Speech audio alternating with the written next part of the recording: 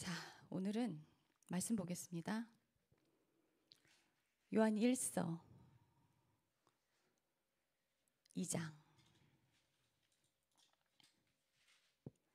요한 1서 2장 1절부터 14절까지. 1절부터 14절까지. 1절부터 14절까지 교독할 거예요.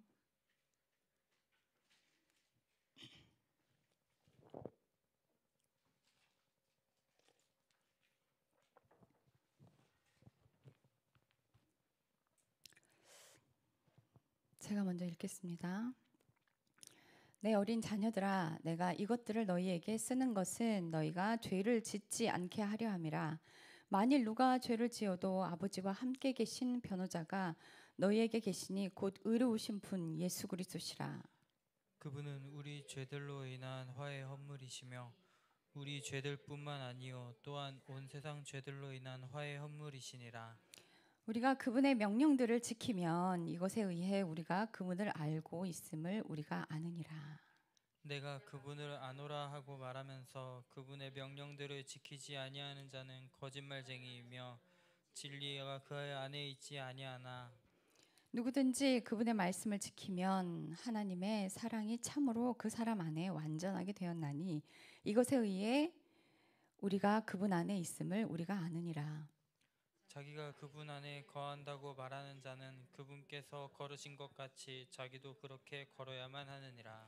형제들아, 내가 새 명령을 너희에게 쓰지 아니하고 너희가 처음부터 가졌던 옛 명령을 쓰노니 그 옛 명령은 너희가 처음부터 들은 그 말씀이니라. 다시 내가 너희에게 새 명령을 쓰는데 그것은 그분 안에서와 너희 안에서 참된 것이니라. 이는 어둠이 지나갔고 이제 참 빛이 비치기 때문이라. 자기가 빛 가운데 있다고 말하면서 자기 형제를 미워하는 자는 지금까지도 어둠 속에 있느니라.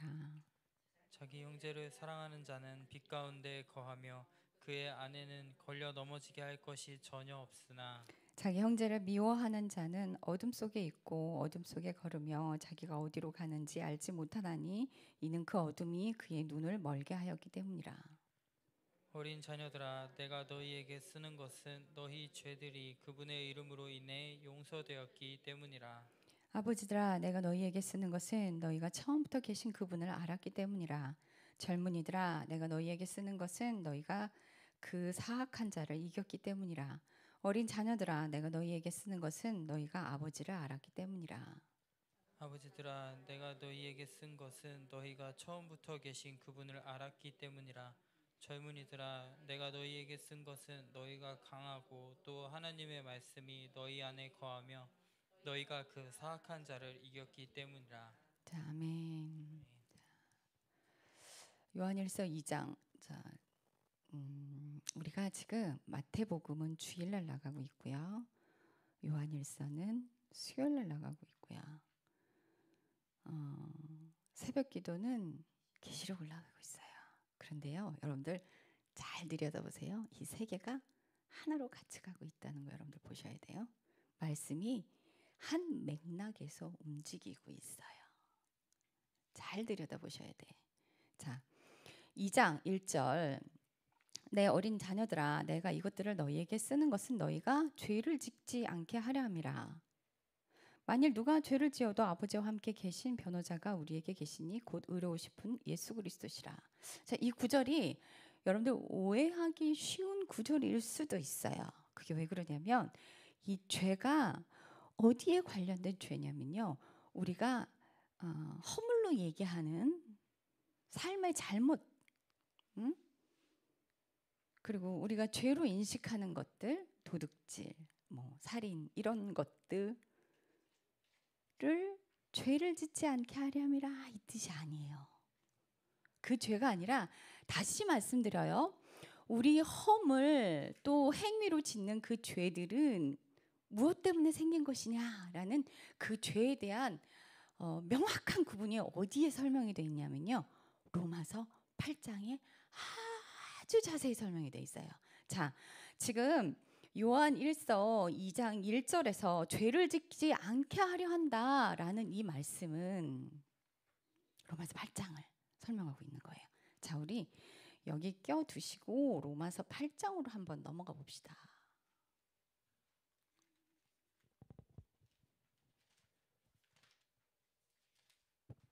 로마서 8장 펼치셨나요? 자, 1절, 2절 같이 읽겠습니다. 같이 함께 읽겠습니다. 시작. 그러므로 이제 그리스도 예수님 안에 있는 자들에게는 결코 정죄함이 없나니 그들은 육신을 따라 걷지 아니하고 성령을 따라 걷느니라. 이는 그리스도 예수님 안에 있는 생명의 성령의 법이 죄와 사망의 법에서 나를 해방하기 때문이라. 자, 보세요. 1절에 보면 그리스도 예수님 안에 있는 자들은 결코 정죄함이 없다라고 하는 것. 정죄가 뭐예요? 죄가 정해지지 않았다. 죄가 없다라는 거예요. 정죄함이 없는데 그 이유가 바로 뒤에 이어 나오는 9절에서 설명하고 있어요. 무엇 때문에? 그 이유는 그들은 육신을 따라 걷지 않고 뭘 따라 걷는데요? 성령을 따라 걷는데요. 자, 성령을 따라 걷는데 그 이유가 2절에 이는 그리스도 예수님 안에 있는 생명의 성령의 법이 죄와 사망의 법에서 해방하였 대. 자, 죄가 없어요. 죄가 없는 이유가 뭐냐면 성령을 따라 순종하고 걷기 때문에 죄가 없다는 거예요. 자, 우리가 성령에 충만해야 된다라고 이야기를 해요. 근데 우리 뭐 은사 집회 좋아하시는 분들 꽤 많아요. 근데 제가 여러분들에게 좀 염려 된다라고 말씀드리는 건 삶에 순종이 없는데 그런 은사 집회만 따라다니면 여러분은 이런 진동만 추구하게 돼 있고요. 기적과 이적만 따라다니게 돼 있어요. 그 집회가 잘못됐다고 말씀드리는 건 아니에요. 삶에서 순종하지 않고 그런 곳만 다닌다고 내가 성령이 충만하게 되지 않는다라는 뜻이에요. 내가 영을 따라 걷는다, 성령을 따라 걷는다라고 하는 그 뜻의 의미는 뭐냐면요. 육신의 생각을 하지 않는다라는 뜻이에요. 육신의 생각을 하지 않는다. 자,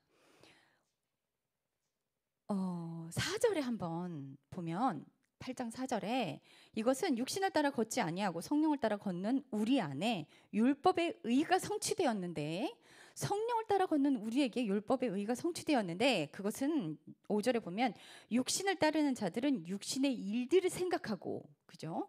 성령을 따르는 자들은 성령의 일들을 생각하는데 6절 육신적으로 생각하는 것은 사망이래요.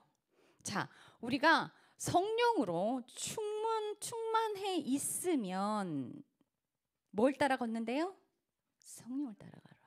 자, 근데 이게 성령이 충만했다라는 거를 우리가 지금 읽는 이 성경이 킹제임스 성경을 읽어요. 지금 예전에야 뭐 전부 다 똑같은 성경들을 읽었어요. 근데 굳이 우리 교회에서 이 킹제임스 성경을 고집하는 이유는 8장 1절에서 보면은 결코 정죄함이 없나니에서 끝나버려요. 일반 성경은. 그 뒤에 그들은 육신을 따라 걷기 때문에 걷지 아니하고 성령을 따라 걷기 때문에 정죄함이 없다는 이 해석이 뒤에 없어요. 없습니다. 우리가 정죄함을 받지 않는 이유는 성령이 말씀하시는 대로 순종하는 삶을 살기 때문에 정죄함을 받지 않는다라는 거예요. 근데 이 구절이 없어요. 근데 지금은 어때요? 교회마다 그들이 자기들이 원하는 성경들을 뭐 쉬운 성경 읽는 것도 있고 현대인의 성경 읽는 것도 있고 교회마다 자신들이 원하는 성경들을 선택해서 읽고 있어요. 자, 미국에서는요. 킹제임스 성경을 70%가 있습니다. 왜 그러느냐? 우리 구약은 뭘로 쓰여졌어요? 예, 히브리어로 쓰여졌어요. 신약은요? 헬라어로 쓰여졌어요. 자, 히브리어로 쓰여졌는데 그들이 지금은 현대 히브리어를 쓰고 있고 고대 히브리어를 쓰고 있진 않아요. 그런데 여러분들 보세요. 우리는 번역 성경을 읽고 있어요. 제가 왜 이 말씀을 드리냐면 킹제임스가 The Spirit과 Holy Spirit을 구분하고 있고 그리고 이 세부적인 것들 있죠. 우리가 번역상으로 나타나지 않는 것들을 자세하게 설명하고 있는 게 킹제임스 성경이에요. 근데 이거보다 더 정확한 게 히브리어, 헬라어 성경. 유대인들에게, 이스라엘 백성들에게 그들이 예수님을 인정하고 그들이 성령을 따라서 걷는 사람이 돼버리면 가려진 것이 열리는데, 그들이 읽는 그 성경을 그들은 그들의 언어들로 쓰여진 그 언어를 읽는단 말이에요. 이때 폭발이 일어납니다. 이건 대폭발이에요. 설명할 수 없어요. 설명할 수 없어요. 이사야서 말씀도 그래요. 이사야서 말씀에 보면은 그 이방인들이 기쁨을 가지고, 구원의 기쁨을 가지고 이스라엘에게 그 복음을 전하러, 기쁜 소식을 전하러 이스라엘 백성들에게 이방인들이 와요. 근데 그 기쁜 소식이 뭐냐면 예수와 구원이 이르렀다라고 돼 있는데, 예수와가 이르렀다라고 돼 있어요. 구원이 예수 그리스도라는 거예요. 예수와가 너희에게 이르렀어. 이게 구원이라는 거예요. 원래 원 뜻으로 들어가면, 물론 예수님이 구원이라는 뜻이에요. 그런데 예수님이 구원이에요, 진짜. 근데 그걸 구원으로 그냥 번역을 하는 게 아니라 예수님이 구원인 거예요. 이렇게 원래 성경을 들여다보면요, 우리가 번역으로 오해하고 있는 부분들이 상당히 많은 것들이, 가려져 있는 것들이 열리게 된단 말이에요. 그런데 그걸 조금이나마 많이 도와주고 있는 게 킹제임스 성경이에요. 킹제임스 성경인데, 여기서 보면 성령으로 번역되어 있는 이 구절이 The Spirit으로 되어 있죠. 그러면 우리가 옛날에 성부, 성자, 성신의 이름으로 그랬어요. 그죠? 성부, 성자, 성신의 이름으로 라고 했는데 어느 순간부터 성령이 돼버렸어요. 자, 여러분들 보세요. 성령과 성신이 동일하다? 자, 성부의 영이 있어요. 여기 보면 9절에, 우리 9절에 봅시다. 9절에 너희 안에 하나님의 영께서 거하신대요. 자, 이 9절을 영어 성경으로 가면 어떻게 돼 있냐면 The Spirit of God이에요. 그리고 육신, 너희가 영께서, 하나님의 영께서 거하시면, 하나님의 영이 따로 있습니다. 보세요. 하나님의 영께서 거하시면 너희가 육신 안에 있지 않냐고 성령 안에 있나니, 어떤 사람에게 그리스도의 영이 없으면, 자, 그리스도의 영이 따로 있습니다. 그리스도의 영이 없으면 그분의 사람이 아니니라. 성령, 성신께서 가지고 있는 성령이 있으시고, 아버지께서 가지고 있는 아버지의 영이 있고, 예수 그리스도가 가지고 있는 그리스도의 영이 있습니다. 우리가 처음에 예수님을 믿기 시작하면 누가 들어와요? 네, 성신님이 들어와요. 성부, 성자, 성신이 삼위의 하나님이 한 분이세요. 하나님의 영도 성령이고 예수님의 영도 성령이고 성령님의 영이 성령이야. 근데 성경은 그렇게 안 돼 있어요. 그죠? 만약에 이게 동일하다라고 그러면 하나님의 영이라는 단어가 있을 수가 없고요. 그리스도의 영이라는 단어가 있을 수가 없어요. 자, 성신이 성경에서 그 킹제임스에서 구분하고 있는 게 Holy Spirit, Holy Ghost, 거룩한 영이에요. 그분이 함께 하시는 게 The Spirit, 그죠? 그리스도의 영, The Spirit of Christ예요. 자, 그리스도의 영이 없으면 우리가 양자의 영을 받는데 그리스도의 영을 받는 거예요. 그렇기 때문에 우리가 아바, 아버지라 부르짖을 수 있다고 이야기를 해요. 우리 안에 그리스도의 영이 들어오면 우리가 하나님의 아들이 되는데, 자, 로마서 8장에 만물이 고통받는 곳에서 벗어나기를 바라는데 다 하나님의 아들들이 오는 것을 기대하는 거예요. 왜 딸들은 없어요? 하나님도 우리 동양에서 하는 것처럼 남아서선 사상이에요? 육신의 남녀의 구분은 하나님 개의치 않으세요. 자, 예수 그리스도가 아들이시기 때문에 그리스도의 영이 우리 여성에게 들어가면 아들이 돼요. 무엇 때문에? 그 그리스도의 영으로 양자가 됐기 때문에 아들이 되는 거예요. 그러면 우리가 가지고 있는 육신의 성별에 남녀와 상관없이 그리스도의 영이 우리 안에 들어오면 전부 다 뭐가 돼요? 아들들이 되는 겁니다. 아들들이 돼요. 그래서 우리가 아들들이 돼 오는 것을 만물이 고대하고 기다리고 있어요. 왜? 태초에 아담과 하와가 범죄함으로 땅도 저주받아서 온갖 길을 내고, 여러분들 창세기에 보면요, 동물이 뭘 먹었어요? 풀을 먹었어요. 지금처럼 먹이사슬 아니었어요. 그래서 이사야서에 보면 원래 하나님이 계획했던 그 왕국으로 다시 돌아가면 독사굴에 어린아이가 손을 넣어도 사자와 양이 함께 뛰는데요. 왜? 무엇 때문에? 풀을 먹으니까. 왜 먹이사슬로 돌아갔어요? 왜? 사람이 범죄함으로 땅도 저주받고 만물이 저주받아서. 그래서 만물이 신음하며 고통하는데 하나님의 아들들이 빨리 오기를 고대하는 거예요. 그 고통에서 벗어나고 싶으니까. 사람의 죄 때문에 만물이 고통받고 있어요. 사람의 죄 때문에. 그래서 그리스도의 영이 우리 안에 들어오면 하나님의 자녀라 불림 받는 거예요. 뭐 때문에? 그분의 영으로 인해서. 자, 처음에 성신님이 우리 안에 딱 들어오는데 이사야서 47장에 보면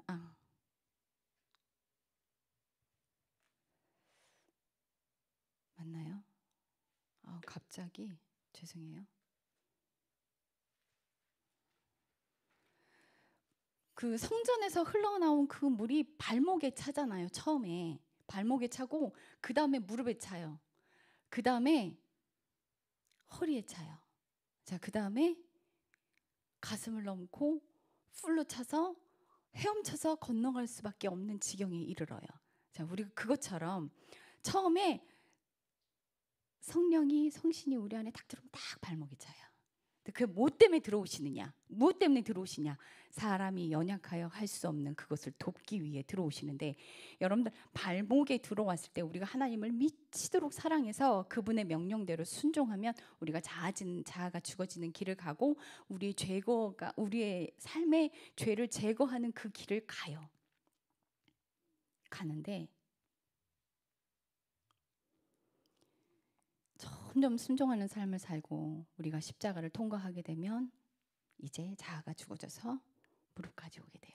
자, 이렇게 단계별로 채워지는 게 무엇이냐? 거룩한 영, 성신이에요. 기름 부음 받는 것, 영, the spirit. 우리 안에 무엇이 채워져야 되면 성신이 채워져야 돼요. 이 성신이 채워지면 그리스도의 영이 우리 안에 들어오세요. 예수님이 가시면서 뭐라고 그러셨냐면, 내가 가는 것이 너희에게 유익이니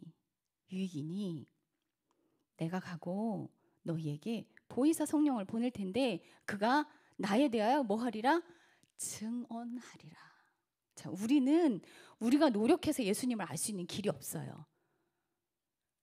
그분이 하나님이신 그 성신님이 우리 안에 들어와서 하시는 일이 뭐냐면, 그 성신님의 그 영이 하시는 일은 예수 그리스도를 만나게 하고 알게 하고 사랑하게 해줘요.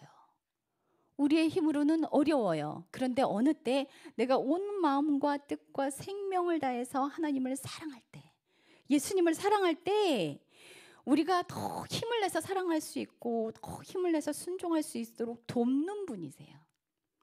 그 돕는 분으로 인해서 예수님을 알게 되는 자리까지 가는 거예요. 그래서 그 내 안에 그 거룩한 영이 채워지면 예수 그리스도의 영이 우리 안에 들어와요. 자, 예수 그리스도의 영이 우리 안에 들어오면 우리가 아버지를 아빠라고 부를 수 있는 자격이 주어져요. 그런데 그 예수 그리스도가 우리 안에 들어왔어요. 예수님이 그러세요. 나를 통하지 않고서는 아버지께로 올 자가 없느니라. 우리가 이 땅에서 아버지께 갈 수 있는 길은 존재하지 않아. 그런데 그분이 오심으로 인해서, 그분의 영으로 인해서 생명으로 인해서 아버지께 갈 수 있는 길이 열린 거예요. 자, 하늘에 계신 그 생명이 우리 안에 들어오셨기 때문에 우리가 하늘로 갈 수 있는 길이 열린 거예요. 다른 길은 없어요. 단지 그분의 영이 우리 안에 들어오셔야만 그게 가능해져요. 그 길을 가는 것이 정죄함이 없는 길이에요. 자, 그런데 봅시다. 여기에 우리 의지는 아무것도 들어가지 않느냐. 우리 안에 들어오신 그 은혜만 받으면 그 은혜 받은 그 영이 우리를 살게 하느냐. 자, 봅시다. 오늘날 천국 가는 사람들이 몇 프로래요? 우리 정말 솔직하게 이야기해서 교회 안에 있는 사람은 천국 가는 사람은 몇 프로 된대요? 많이 말씀하시는 분들 20% 얘기해요. 근데 그것도 아니다라고 말씀하시면 돼. 10%. 아니다. 요즘은 10%도 더 안 된다라고 말씀하시는 분들도 있어요. 왜 그런 현상이 벌어져? 왜? 자, 봅시다. 변질되는 사람이 더 많아요? 완벽하게 가는 사람이 더 많아요?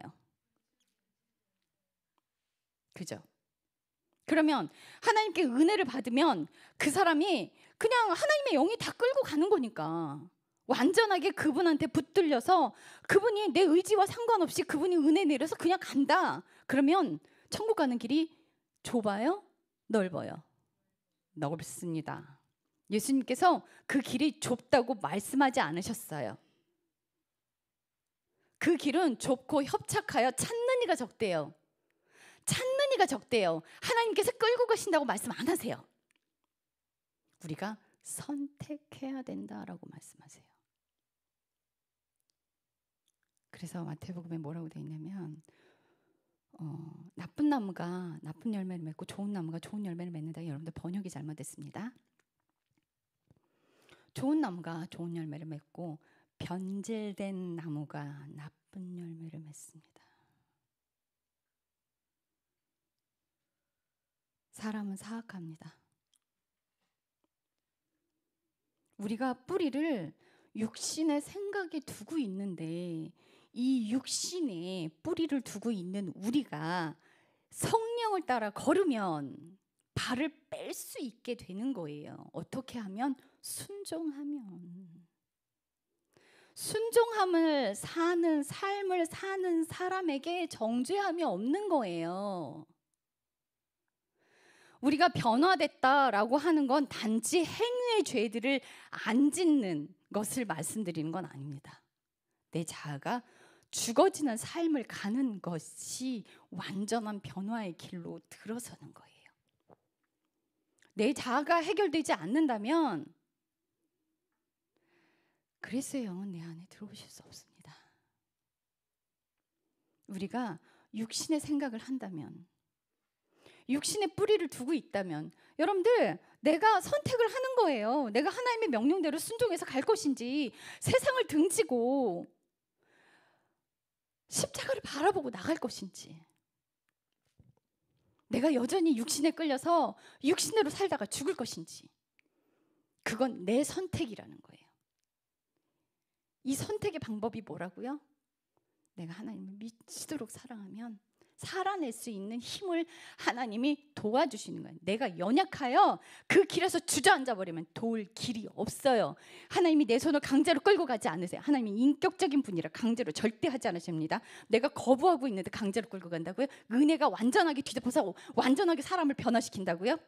그러면 천국 가는 사람 많아야죠. 모두가 다 변해야죠. 교회가 왜 이렇게 타락했습니까? 교회는 타락하면 은혜로 모든 것이 다 사라진다면 교회는 타락할 수 없어요. 모두가 다 천국 가야 돼요.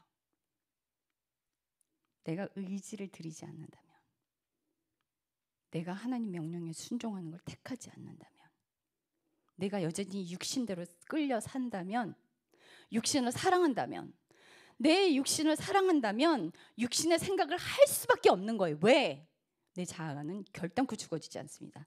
자, 다시 말씀드려요. 하나님은 인격적인 분이시기 때문에 강제로 아무것도 하지 않으십니다. 그래서 지옥도 천국도 자기 선택이라고 하는 거예요. 내가 가기 싫은데 하나님 강제로 시켜요? 아니에요. 절대 그렇게 안 하세요. 내가 내 삶을 포기할 때 내가 하나님의 뜻대로 살겠습니다. 주님, 내 인생의 주인이 되어 주십시오. 내가 주님의 뜻대로 살겠습니다. 주님, 제가 연약합니다. 넘어집니다. 도와주세요. 그래도 끝까지 가겠습니다. 최선을 다하겠습니다. 그럴 때 주님이 다시 일어나자, 기운을 내자 그러면은 이 다리에 힘을 주고 일어나야지 주저앉아 있지 말고. 무슨 자동으로 뭔가가 돼요. 우리 인생이 자동으로 되면요, 주님이 끝까지 인내하는 자에게, 끝까지 참는 자에게, 계시록의 말씀들, 복음서에 곳곳에 존재하는 그 말씀들, 인내하라는 말씀, 이기라는 말씀 있으면 안 돼요. 그 구절이 있다는 뜻은 무슨 뜻이냐? 내가 해야 된다는 뜻이에요. 내가 마음을 들여서 내가 포기하지 않으면 하나님이 끝까지 도와주신다는 거예요. 여러분들 있잖아요, 내가 최선을 다하잖아요. 나머지 부족한 부분에 힘을 하나님께서 확 덮어주시는 거예요. 그럴 때 감사가 올라와요. 나는 주저앉아 있는데 하나님이 자동으로 하실 거라는 생각은 버리십시오. 여러분들 자동으로 되는 은혜 기다리다가 결국은 사망으로 갑니다. 뭔가 자동으로 되는 건 아무것도 없어요. 그렇게 되지 않습니다. 하나님의 은혜요, 순종하는 사람들에게 와요. 하나님을 사모하는 사람들에게 와요. 내가 살고자 최선을 다하는 사람들에게 그 은혜가 오는 거예요. 포기하고 주저앉아 있는 사람은 도와줄 수가 없어요. 예수님도 옆에서 그냥 같이 앉아 계세요. 여러분들 넘어진 자리에서 다시 일어나십시오. 회개하지 않았다면 그 자리로 다시 돌아가십시오. 계시록이 그래요. 내가 문 밖에 서서 두드릴게. 네가 마음의 문을 열면. 여러분들 마음의 문을 여는 게 뭔지 아세요? 회개예요. 예수 그리스도가 이 땅에 오신 이유 뭐예요? 네, 죄의 문제를 해결하러 오셨어요. 우리한테 사역하라고 오신 게 아니에요. 죄의 문제를 해결하러 오셨어요. 하나님과 우리 사이에 죄 때문에 끊어진 그것을 연결시키러 오신 분이 그분이에요. 우리가 할 수 없어서 하나님이신 그 성신님이 우리 안에 들어오셔서 예수님을 끝까지 예수님께 안내하는 거예요. 아주 최선을 다해서. 그때 우리 자아가 죽어져서 그리스도의 영이 들어오면 그분께서 아버지께 인도되는데, 우리가 예수님을 만났을 때 여러분들 보세요. 예수님께서 그래요. 수고하고 무거운 짐진 자들아 다 내게로 오라. 내가 너희를 쉬게 하리라. 나는 온유하고 겸손하니 내게서 배우라. 자, 수고하고 무거운 짐진 자들아 다 내게로 오라. 예수님을 만났을 때 예수님이 그리스도의 영으로, 그러니까 성령으로 인해, 성신으로 인해 가득 채워졌을 때 예수 그리스도를 딱 만나잖아요. 그때서야 우리가 짐을 놓을 수가 있게 돼요. 내가 험매고 지고 이거 지고 내 인생을 꾸려가고 있던 그 짐을 그때서야 놓을 수 있게 돼. 이걸 우리가 내려놓을 수가 없는 거예요. 이 짐은 우리가 못 내려놔요. 내가 죽어야 포기하게 돼요. 내가 죽어야 내려놓을 수 있게 돼. 자, 예수님이 우리 안에 들어오시면 하시는 일이 뭐래요? 나는 온유하고 겸손하니 뭘 배우래? 야, 온유와 겸손을 배우래요. 예수 그리스도가 들어오셔서 하는 일이 온유와 겸손을 배우게 하는데, 그때가 되면 교만을 하나님이 내 안에 예수 그리스도가 교만을 막 들춰주세요. 뭐 때문에? 교만 제거해야 하니까. 그래서 높이시는 거예요. 하나님이 높이신다고 끝없이 올라가지 마세요. 자기 교만 보라고 높이는 거예요. 그거. 왜 그 자리로 올려놔요? 왜? 내가 못 보니까. 보라고. 사역하라고 높이는 게 아니에요. 네 교만 봐. 네 교만 보고 회개해야 내려갈 수 있어. 내가 얼마나 교만한 존재인지 알고 회개해야 겸손으로 내려가는 거예요. 여러분, 겸손한 사람은 존재하지 않아요. 내가 얼마나 교만한지를 알고 회개하는 사람이 낮은 자리로 내려갈 수 있어. 이 길을 갈 수 있는 사람이 되는 거예요. 자동으로 되지 않아요. 여러분들 은혜 기다리다 사망으로 떨어져요. 합력하여 선을 이루는 거예요. 내가 순종해야 하나님의 영이 나를 도우시는 거예요. 여러분들 자동으로 되면 얼마나 좋아요. 누구는 그거 안 바라고 싶습니까?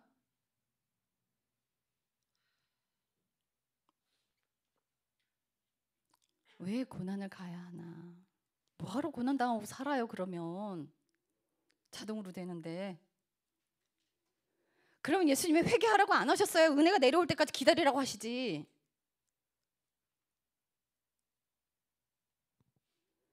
회개하라고, 순종하라고, 내 의지를 드리라고. 그 고통을 거쳐야 내 자아가 죽는 거예요. 그래가 너희가 끌려가도 인내해. 끝까지 이기는 자는, 끝까지 견디는 자는 면류관을 쓰게 되리라. 계시록 그러잖아요. 계시록은 무서운 책이 아니에요, 여러분. 계시록은 신부를 완성시키는 책이에요. 교회를 다니는 사람이라면, 내가 그리스도의 신부가 되고 싶은 사람이라면 거쳐야 되는 필수 코스. 필수 코스예요. 계시록 무서운 책 아니에요. 뭐 무서워서 못 열어요? 아니요. 아니에요. 우리의 자아를 제거해 주셔서 예수님과 하나가 되게 하려고 그 길을 선물로 예비하신 거예요. 예수님만 사랑하면 감사함으로 갈 수 있습니다. 감사함으로 갈 수 있어요. 제가 우리 이지선 교수님 그 페이스북에 들어가서 그런 댓글을 남겼어요. 지선아 사랑해라는 그 책을 굉장히 오래전에 한번 읽고, 이번 한 1, 2년 전에 제가 논문을 쓰면서, 박사 논문을 쓰면서 다시 그 책을 가져다가 인용을 정말 많이 했거든요. 그 책을 다시 읽는데요, 그 책을 읽으면서 또 많이 울었어요. 그래서 그분과 저는 한 번도 만난 적이 없어요. 만난 적이 없는데 그 책을 읽으면서 제가 그분에게 무슨 질문을 했냐면, 하나님을 얼마나 사랑하셨으면 그 자리까지 가셨습니까? 여러분들 그거 저주받았다고 말하는 거예요? 아니에요. 그건 저주받은 게 아니라 축복이에요. 그 길을 갔기 때문에 하나님의 사랑이 깊어졌어요. 그래서 그분 하시는 말씀이 뭐라고 하시냐면, 과거의 이쁜 얼굴로 돌아가고 싶지 않대요. 내가 만약 과거의 이쁜 얼굴로 돌아가면 하나님의 사랑을 깨닫지 못한 상태이기 때문에 그 길로 다시 가고 싶지 않다는 거예요. 이쁜 얼굴과 하나님의 그 사랑을 아는 지금의 현재 상태와 맞바꾸고 싶지 않다는 거예요. 왜? 우리에겐 영원한 곳이 있어요. 이 땅은 잠시 나그네 길이에요. 너무 뭉클하게 다가오는 거야. 여러분들, 우리에게 삶의 고난은 선물입니다. 그 길에 생명이 있어요. 그 길에 생명이 있어요. 그 길을 거치면서 육신의 생각들이 제거되는 거예요. 이 육신에 여전히 뿌리를 두고 있는 사람들은 하나님과 원수가 돼요. 이건 순종하고 싶다고 순종이 되는 게 아니에요. 불순종으로 갈 수밖에 없는 상태예요. 육신의 생각이 영의 생각을 결단코 할 수가 없어요. 성령이 충만한 사람들이 영에 끌려 사는 거예요. 순종을 하면서 사는 거지. 육신의 뿌리를 두고 있는 사람들은요, 아직 사탄의 자녀야. 육신의 것들 사랑하는데 거기서 빠져나오고 싶지 않은데 어떻게 도우실 수가 있어요? 내 의지가 없는데? 여전히 육신의 것을 살아가고 육신의 스펙을 좋아하고 사람에게 인정받는 걸 좋아하는데 그걸 놓지 못하는데 무슨 수로 빠져나옵니까? 내가 하나님을 사랑해야 그 길에 들어갈 수 있는 거예요. 그래서 첫째 계명이 네 마음과 뜻과 네 생명을 다해 주 너의 하나님을 사랑하라는 게, 그래서 첫째 계명인 거예요. 그 첫째 계명이 이루어지잖아요. 이웃 사랑은요, 하나님의 그 사랑이 그냥 흘러가는 거예요. 흘러가는 거예요. 자, 교회는요, 도덕적인 삶을 가르치는 곳이 아닙니다. 교회는 생명이, 예수 그리스도의 생명이 어떻게 들어오는지를 가르쳐줘야 되는, 삶을 가르쳐줘야 돼요. 여러분들 제자 훈련이요, 성경 공부로 되는 게 아닙니다. 여러분들 제자 훈련 성경 공부로만 하면 어떻게 되는지 아세요? 싹 다 교만해져요. 왜? 머리만 커져요. 머리만 커져요. 제자 훈련은 성경 공부를 하는 게 아니라 삶을 살아내게 해야 돼. 그래서 신명기 말씀에 하늘의 만나를 너희에게 먹게 하신 이유가, 너희가 빵으로 살지 않고 하나님의 입에서 나오는 그 말씀으로 사는 것을 알게 하려고 한다고. 광야에서 하나님 명령에 순종했더니, 순종하는 삶을 살면 주님 먹을 것과 입을 것들을 주세요. 너희가 40년 광야 동안 너희 발이 부르트지 않았고 너희 신발이 헐지 않았다는, 너희 옷이 낡지 않았다는 거예요. 그런데 왜 풍족히 안 주셨을까? 왜 만나와 메추라기만 주셨을까? 왜? 여러분들 육신의 것이 채워지잖아요. 하나님 떠나요. 그래서 하나님이 자꾸 우리를 궁핍하게 만드시는 거예요. 우리가 육신의 것이 풍족해버리면 하나님 안 찾아요. 하나님이 당신의 자녀들을 너무 사랑하시기 때문에 주고 싶어도 못 주시는 거예요. 내 자식인데 얼마나 잘 먹이고 잘 입히고 싶으시겠어요. 그런데 그거 주면 망가지니까 같이 아파하시는 거야. 조금만 더 인내할래?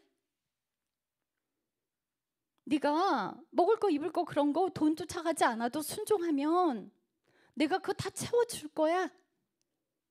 물론 잘 먹고 잘 쓰지 않아도 필요한 만큼은 다 들어옵니다. 자, 우리가 정말 급할 때, 진짜 급할 때 하나님 나 50만 원만 주세요 이렇게 기도해. 딱 50만 원 필요하거든. 그것만 있으면 해결될 것 같아. 하나님 나 50만 원만 주세요. 이렇게 딱 50만 원 들어와. 그 50만 원 들어오면 무슨 생각이 들어와요? 100만 원 구할 걸. 그런 경험 없으세요? 다 있으실 거예요. 근데 하나님은요, 내 입에서 자동으로 50만 원만 주세요 라는 기도를 하게 만들어. 왜요? 다 그거만 있으면 되거든요. 100만 원 주면요 헛짓거리예요. 하나님이 우리를 너무 사랑하세요. 너무 사랑하셔서 딱 그거만, 필요한 만큼만. 사실 더 필요 없잖아요. 그죠? 하나님을 사랑하는 자리 지키세요. 육신의 풍요로움을 따라가지 마십시오. 우리는 나그네 길로 살아야 돼요. 나그네 길로 살아야 돼요. 자, 우리가 육신의 생각을 하고 육신의 것들을 즐기면 아버지의 명령에 순종하고 싶어도 순종 못해요. 육신의 것들을 따라가지 마세요. 그 길에서 돌아서십시오. 하나님, 내가 이제 세상을 등지고 하나님 따라가겠습니다. 그 길이 고달퍼도 주님 뜻대로 살겠습니다. 도와주세요. 그럼 안 도와주시겠어요? 반드시 도와주시죠. 바르게 살겠다는데요. 우리 기독교인들은 도덕적인 삶을 살고자 가는 길이 아닙니다. 영생의 길을 가고자, 하나님의 생명의 길을 가고자 가는 하나님의 백성들이 돼야 돼요. 하나님의 백성들이. 자, 그래서 우리가 성령의 인도함을 받는 삶으로 가야지 정죄함이 없습니다. 자, 그런데 그러면 순종이라는 걸 도대체 어떻게 이해를 하고 계실까? 여러분들 순종하는 삶이 뭐예요 도대체? 순종하는 삶이 뭘까? 자, 봅시다. 2절에 보면, 자, 여기 요한 1서 2장 2절에 가면 그분은 우리 죄들로 인한 화해 헌물이시며 우리 죄들뿐만이 아니요 또한 온 세상의 죄들로 인한 화해 헌물이다. 예수 그리스도가 이 땅에 오신 게 죄 문제를 해결하기 위해서 오셨다고 했어요. 자, 그러면 예수님이 이 땅에 오신 게 죄의 문제를 해결하러 오셨다면 우리가 어떤 삶을 살아야 돼요? 그렇죠. 죄의 문제를 해결하는 삶을 살아가야 하는데 이 죄라는 종자는요, 내가 죄를 보려고 노력한다고 보여지지가 않아요. 그럼 어떻게 봐야 돼요? 참 신기해. 제가 이제 책을 곧 편집에 들어갈 거예요. 그런데 이 책 제목이 뭐냐면요, 사랑이 아니면 갈 수 없는 신비한 길. 왜요? 사랑해야 죄가 보여요, 여러분. 결단코 가려져서 보이지 않습니다. 내가 죄를 찾는다고 찾아지는 것이 아닙니다. 사랑해야만 나의 모습이 보입니다. 그래서 첫째 계명이 사랑인 거예요. 그 죄를 보게 하시고 내 모습을 보게 하고 들춰주는 역할을 누가 하시냐면 하나님이 하시기 때문이에요. 우리가 죄를 찾는다고 찾아지지 않아요. 내 죄를 찾으려고 사방으로 돌아다니고 나를 구석구석 들춰본다고 내가 보려고 노력한다고 그게 되는 게 아니라 내가 미치도록 하나님을 사랑하면 죄는 자동으로 보입니다. 그래서 그 사랑하는 자리를 지켜내라는 거예요. 그 사랑하는 자리를 지켜내면 내 모습이 보여요. 어떤 상황에 처해도 예전에는 다른 사람의 핑계를 댔어요. 아, 다 너 때문이야. 아, 이렇게 망가졌잖아. 이 일이 너 때문에 이렇게 돼버렸단 말이야. 그런 인생을 살아왔는데 어머, 내 탓이네. 미안해. 잘못했어. 내가 잘못했네. 왜 이렇게 변해요? 내 모습이 보여요. 어느 순간부터 내 모습이 보이기 시작해요. 내 죄들이 보이기 시작해요. 그런 삶을 살아가게 됩니다. 그때 주님께서 점점 고난 안으로 넣으시는 거예요. 그래서 우리는 그 고난 안에 감사할 수 있는 거예요. 물론 고난 안에 무조건 감사가 되지진 않아요. 우리가 육신의 뿌리를 두고 있어서 왜 하나님 나한테 이러세요 하는 소리를 지를 수 있어요. 기도 그렇게 시작할 수 있어요. 그런데 하나님하고 호소하고 막 이렇게 하나님께 막 토해내다 보면 잘못했어요 가 돼요. 야, 우리 서로 변론하자. 네 죄가 주홍같이 붉을지라도 내가 양털같이 희게 해줄게. 사람 찾지 말라는 거예요. 그래서 하나님 앞에 발가벗겨진 상태에서 하나님 앞에 가서 막 따지다 보면 결국은 그게 내 죄라는 게 보이기 시작해. 그래서 양털처럼 희게 되는 거예요. 아, 내가 잘못했구나. 주님, 잘못했어요. 이런 삶을 살게 되는 거예요. 그래서 사람 찾지 마시고 하나님 앞에 우세요.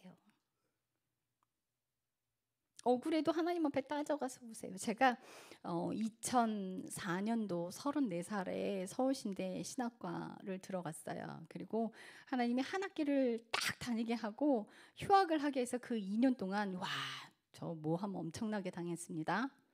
그 일하는 동안 모함 엄청나게 당했는데 그 2년 딱 살고 나니까 겪고 나니까 제 스스로가 제가 꺾인 게 느껴지더라고요. 그 모함 속을 지나다 보니까. 자, 그런데 제가 하나님께 막 모함에 휘말렸어요. 모함에 잘못도 없는데 모함에 휘말렸단 말이에요. 그래서 하나님 도대체 이게 뭡니까? 하고 따졌어요. 그랬더니 네 입 다물고 가만히 있어. 너 입 다물고 가만히 있어. 내가 한다. 이러시는 거예요. 그래서 모함 당했는데 한마디도 하지 않았어요. 누가 저를 모함에 있는지도 알았는데 한마디도 하지 않았어요. 왜? 왜 하나님 하지 말래요? 그래야 잘 죽어요. 여러분들 모함 당할 때 해명하려고 하지 마세요. 그 사람 찾아가지 마세요. 그냥 친절하게 대해주세요. 그래서 내 돈 주고 커피도 사다 주고요. 더 잘해줬어요. 그랬더니 옆 브랜드 매니저가 뭐라 그러냐? 야, 너 바보냐? 제가 너 욕하고 다니는 거 다 알잖아. 저 가서 반 죽여버려요. 남의 험담하는 사람들 말로 망하게 돼 있다고 제가 그랬어요. 내가 그걸 수습한다고 수습이 되지 않는다.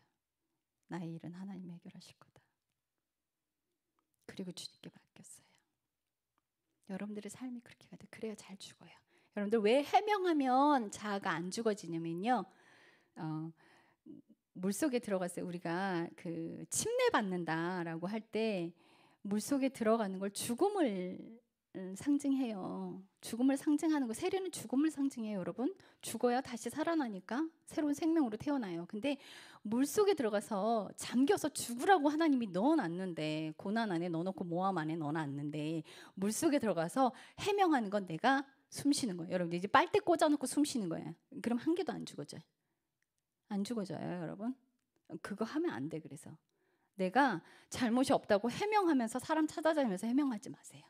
한마디도 하지 말고 입 꽉 다물고 있으세요. 그래야 잘 죽어요. 변명하려고 그래도 하지 마세요. 한마디도 하지 마세요. 그런데 그때는 진짜 한마디도 하지 말라는 그 하나님 명령대로 그냥 입 꽉 다물었어요. 이게 순종이에요? 순종은 전도하는 데만 있지 않아요. 순종은 헌신봉사하는 데만 있지 않아요. 여러분들 전도하고 헌신봉사하는 거는요 믿는 사람의 덕목이에요. 그냥 옵션이에요. 기독교인들이 그렇게 살아가야 될 덕목인 것뿐이지 그걸 한다고 내 자아가 죽어지는 길은 아니에요. 자, 순종한다라고 하는 건 예수 그리스도가 이 땅에 오신 이유, 죄의 문제를 해결하기 위해서. 자, 그러면은 순종은 무엇이냐? 아브라함에게 하나님 말씀하신 네 본토 친척 아비 집을 떠나 가라 했을 때 발을 떼서 나온 게 순종이에요. 아시겠어요? 이런 게 순종이에요. 이런 게. 여러분들 순종은요, 말씀을 보고 내 죄가 보일 때 회개하고 삶을 고쳐가는 게 순종이에요. 그래 죄의 문제가 해결이 되죠. 순종이요, 네 마음과 뜻과 네 혼을 다해서 주 너의 하나님을 사랑하라는 거, 그 삶을 실천하는 게 순종이에요. 착한 일하고 헌신 봉사하는 거 순종. 물론 배제시킬 수는 없어요. 그러나 주님의 명령대로 주님께 와서 하라는 대로 그대로 삶에서 순종하세요. 내가 남편이 미워 죽겠어. 막 잘못하는 게 막 보이고요. 막 쏟아내고 한마디라도 하고 싶어요. 근데 주님 뭐라 그래요? 사랑해줘. 그냥 네 남편 애기로 생각하면 안 되겠니? 품어주고 사랑해줘. 그럼 마음에서 어때요?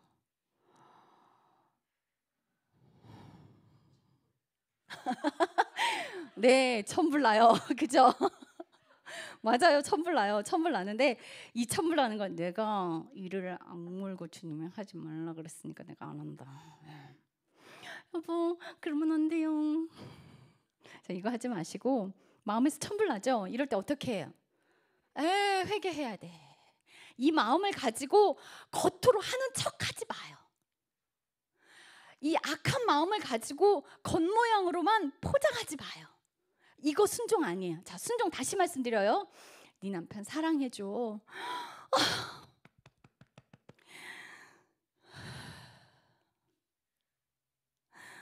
잘못했어요.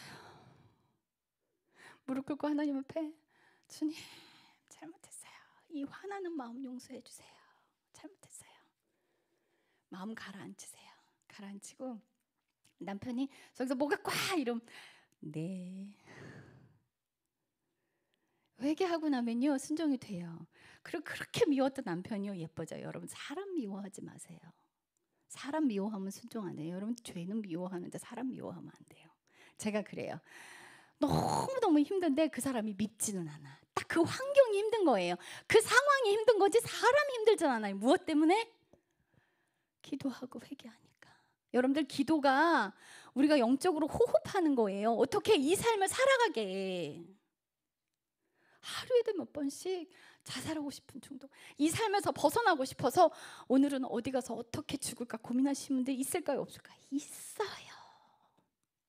있는데 남편한테 한마디 내색대 안 하고 여전히 친절하게 대해줘. 왜? 무엇 때문에? 남편이 사랑스러워서?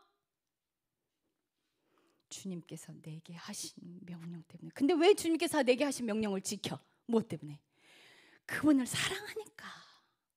여러분 모든 원동력은 내가 하나님을 얼만큼 사랑하느냐에 달려 있어요. 내가 그분을 미치도록 사랑하면 내가 이 삶을 살아낼 수 있는 그 힘이 그분으로부터 와. 여러분들 이게 순종이에요. 그래서 삶의 자리에서 순종하는 거예요. 싹 다 내팽개치고 와서 찬양하고 예배하고 뭐 집안일 싹 다 망가지고 애들 다 내팽개치고 사역하는 게 순종이야. 아닙니다. 이거 하나님 말씀 오해하고 있어요. 삶의 자리에서 순종해요. 제가 예전에 한 10년 전에 알던 그 선교사님은 피임을 했는데 아기가 생겨. 아기만 7이야. 아니 안 했으면. 그런데 주님 말씀, 네 사명은 애 키우는 건다. 근데 애들 놔두고 맨날 사역하러 다니셔. 이게 순종이요? 네 사명은 애 키우는 거다 했으면요 사역 끊어내십시오. 그리고 아이 키우십시오. 이게 순종입니다. 그 길을 가야만이 내 자아가 죽어집니다. 그러면 그 선교사님은 그 아이 7명이나 되는 아이를 키우면서 내 자아가 죽어지는데 어떻게 해? 아이들을 훈육하면서요? 아니요, 노 훈육이 아니에요. 아이들 눈높이로 내려가서 나를 삭히는 거야. 우리 여동생이 그 예찬이를 홈스쿨 하는 걸 하나님이 2년 시켰나요? 3년 시켰나요? 자, 2년을 시키는데요. 우리 예찬이가 문제가 돼서 홈스쿨을 한 게 아니에요. 우리 여동생을 다루려고 홈스쿨을 시켰어요. 그런데 이 아이가 엄마 말을 들을까요? 그 하나님이 우리 여동생에게 뭐라고 하시면, 야, 너 있잖아. 네 옆집 아이 가르친다고 생각해. 네 옆집 아이 야단칠 수 없잖아. 얘가요, 컴퓨터 의자에서 어떻게 하는지 아세요? 머리가 시트에 내려가. 머리가 시트에 내려가요. 이렇게 돼갖고 엄마는 천불이 나죠, 그죠? 진짜 천불 나. 제가 쳐다보고 있어도 아이고 주여, 이렇게 돌아서서 전 가는 거야. 엄마 몫이니까 제가 어떻게 할 수 없잖아요. 우리 예찬이 이모 말이라면 칼이야. 제 이모가 한마디 했으면 바로 똑바로 앉았을 거예요. 근데 어떻게 엄마 몫이거든. 그래서 우리 여동생 그 자리에서 하고 싶은데 얘가 어떻게 하냐면요, 뒤로 돌아서서 심호흡을 3번을 크게 하더라고요. 심호흡을, 그 머리가 시트에 가 있는 아이를 놔두고 뒤돌아서서 심호흡을 3번 크게 하더니 다시 돌아와서 예찬아 똑바로 앉을까? 그리고 친절하게 하더라고요. 이렇게 2년을 겪어내니까 우리 여동생이 우상이 되었던 그 아들을 놓게 되더라고요. 와, 하나님보다 이 아이를 더 사랑했어요.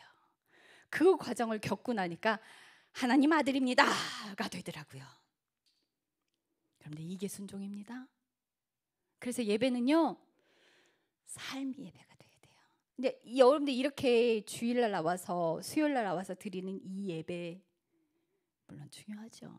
이거 나쁘다고 말씀드리는 건 아니에요. 그런데 삶의 예배가 되지 않는다면 이 예배가 무용지물이 될 수 있습니다. 여러분들 그냥 형식이 될 수 있고요, 얼굴 2개 가지고 사는 사람이 될 수 있어요. 이제 앞마당과 뒷마당이 같은 사람이 됩시다. 예, 가면 쓰고 살 때 교회 나와선 천사하고 집에 가서 악마 되지 마세요. 아이들은요, 부모를 너무 잘 알아요. 암만 교회 가서 선한 척 해도요, 집에 돌아오면 아이들은 속으로 무슨 생각하는지 아세요? 우리 엄마는 교회에서 천사인데 집에 오면 악마야 이래요. 아, 이렇게 살지 마세요. 자식은 부모의 거울입니다. 암만 가면 쓰고 살아도 자식 딱 보면 부모 보여요. 부모가 어떤 삶을 살고 있는지 그 자식 보면 다 나와. 아이 보면요, 부모의 삶이 보여요. 여러분들 가면 앞만 써도 소용없어요. 소용없어요. 사람에게 보이려고 하지 마세요. 하나님께 정직하십시오. 자, 그래서 3절에 봅시다. 예수 그리스도가 2절에 보면 예수 그리스도가 화해 헌물이 되셨어요. 그죠? 그래서 우리가 예수님을 통해서 아버지께 갈 수 있는 그 길을 열어주신 그 길을 가야 돼요. 순종함으로. 삶에서 순종함으로. 여러분들 시어머니가 악하십니까? 그 밑에서 순종하는 거예요. 남편이 악해요? 그 밑에서 순종하는 거예요. 그래야 내가 죽어요. 자, 그런 삶을 살다 보면 3절에 우리가 그분의 명령들을 지키면 이것에 의해 우리가 그분을 알고라는 이 단어의 알고가 기노스코예요. 자, 히브리어로 이 단어는 야다입니다. 창세기 4장에 보면 아담이 하와를 야다했더니 가인이 생겼더라. 이 야다가 호세아서 6장 6절에 나는 수많은 수양의 기름보다 하나님을 야다하는 것을 원하노라. 자, 동침으로 번역된 이 단어가 하나님을 안다는 그 단어도 야다예요. 동일하게 하나님을 안다. 그러니까 신약에 와서는 기노스코인데요. 그 기노스코가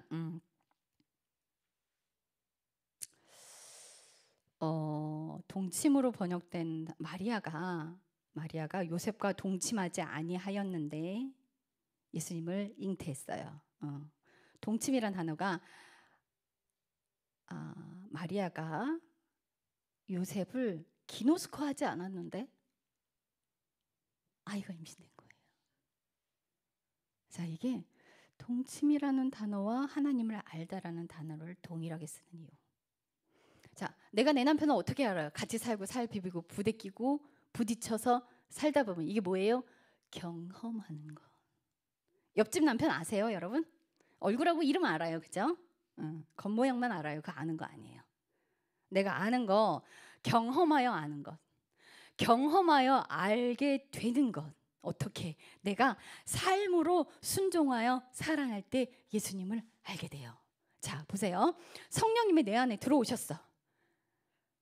그분의 영이 들어오셔서 도와주시는 게 예수 그리스도를 알고 만나고 사랑하게 해줘요. 자, 그런데 주님이 죽으신 그 십자가에, 나도 내 십자가에 죽지 않으면 예수 그리스도를 아는 길이 없습니다. 내가 예수님을 안다는 건 그분이 십자가에 죽으신 것처럼 나도 내 십자가에 죽어질 때 예수님을 알게 돼요. 이게 기노스코예요. 경험하여 아는 것. 이렇게 경험하여 알게 될 때 우리는 예수님을 알게 돼요. 이 단어예요. 이게 이 뜻이에요, 지금. 그래서 우리가 그분의 명령들을 지키면 우리가 그분을 기노스코하게 되는 거예요. 경험하여 알게 되는 거예요. 명령들을 지켜. 자, 말씀이 내 삶에서 살아서 움직여. 어떻게 살아 움직여요? 그분이 내게 네 남편에게 순종해, 네 남편에게 굴복해, 네 남편을 존중해 했을 때 그 명령대로 내가 사는 것이 말씀이 살아서 움직이는 거예요. 이게 그분의 말씀을 순종하는 거고 그분의 말씀이 내 삶에 살아서 움직이는 거예요. 말씀이 살아서 움직이는 게 순종하는 삶의 말씀이 살아서 움직이는 거예요. 아, 이제 기억났어요. 제가 나이가 먹으면서 계속 이게 큰일 났어요. 이러면 안 되는데 아까 제가 발목, 무릎 그 에스겔서 47장이에요. 왜 이럴까요? 큰일이에요. 이제 냉장고에다 리모컨 넣어놓고 자꾸 그냥 이해해 주세요. 50이 넘어가면 이렇게 돼요. 죄송합니다. 누스도 이제 뭐 갑자기 아브라함이 생각이 안 나요. 큰일 났어요. 어떻게 해도 주님 도와주세요, 제발.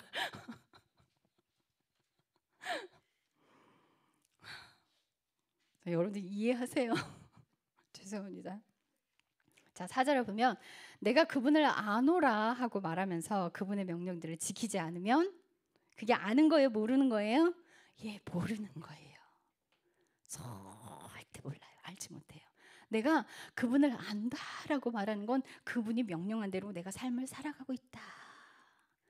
그 과정의 삶을 살면서 내가 그분을 알게 되는 거예요. 그분과 사랑에 더 깊게 빠지게 되는 거예요. 정말 힘든 그 삶을 살게 되면서 이렇게 인간의 죄의 뿌리가 질기고 질겨요. 고난이 아니면 해결되지 않습니다. 이 뿌리가 정말 질겨요. 제가 그 설명을 드렸어요. 우리가 그 아주 단단하고 질긴 동아줄에 그 고무줄로 된 동아줄, 아주 질긴 그 동아줄이 사탄에게 묶여 있어요. 우리가 그렇게 태어났단 말이에요. 그렇게 태어났어요. 그 뿌리가.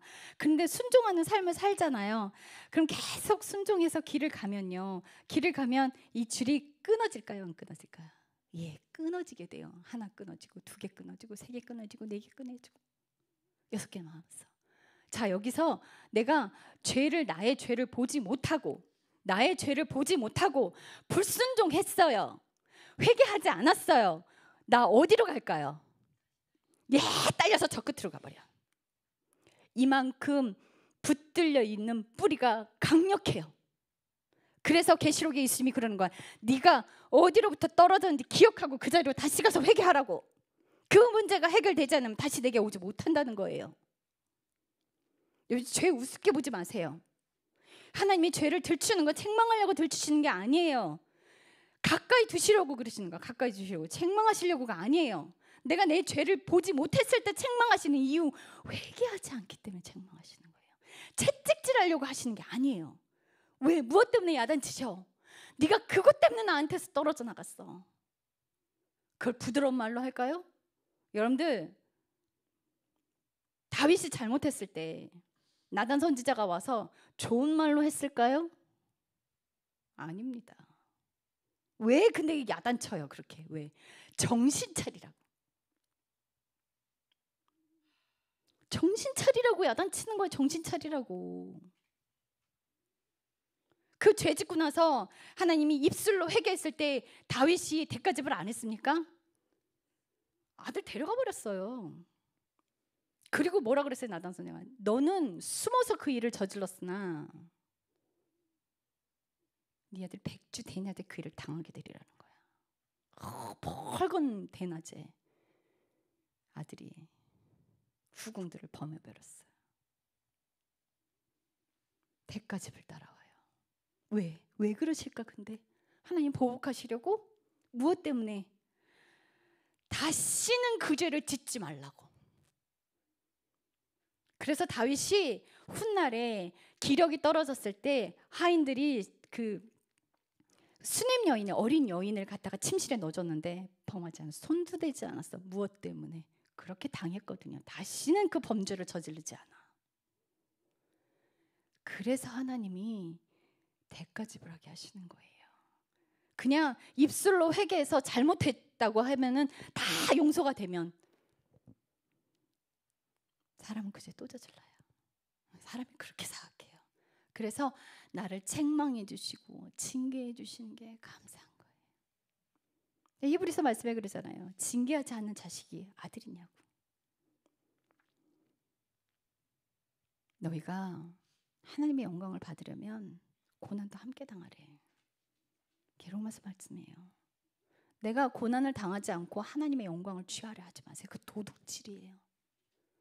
예전에 그 10년 전에 어떤 목사님께서 하나님께서 저를 숨겨두셨다고 하는데 그분은 저를 보셨어요. 하나님께서 나중에 저를 어떻게 쓰실지를 보고서는 이 말씀을 하셨어요. 이제 하나님께서 어느 정도 깊게 들어가시는지 기대하시라 했단 말이에요. 근데 그 얘기만 딱 듣고 어떤 선교사님 저한테 그때 전도사 시절이었지. 전도사님 부러워요. 제가 그 말을 듣고 속에서 화가 이렇게 치밀어 올랐어요. 왜요? 왜 은사만 부러워해? 제 인생은 아주 어려서부터 고난의 고난을 대가집을 하고 이 자리에 왔어요. 여기에 와서 하나님이 부어주시는 그것만 갖고 싶대. 대가집으로는 하기 싫다는 거지. 그래서 그 사람 미웠어요. 근데 한마디도 못했어요. 속에서만 천불이 났지. 근데 요즘은 그 천불도 안 나요. 그렇게 돼버렸어요. 주님이 그렇게 만드셨어요. 사람이 밉지가 않아요. 안 미워요. 여러분 저처럼 이렇게 계속 연속된 고난 속에 걸어오면 그렇게 돼요. 환경이 어렵고 그 순간이 힘든 거지 사람이 밉지나. 여러분도 사람 미워하지 마세요. 네, 사람 미운 거 올라오면 회개하셔야 돼요. 이거 끝까지 도려내셔야 돼요. 하나님과 멀어져요. 절대 사람 미워하지 마세요.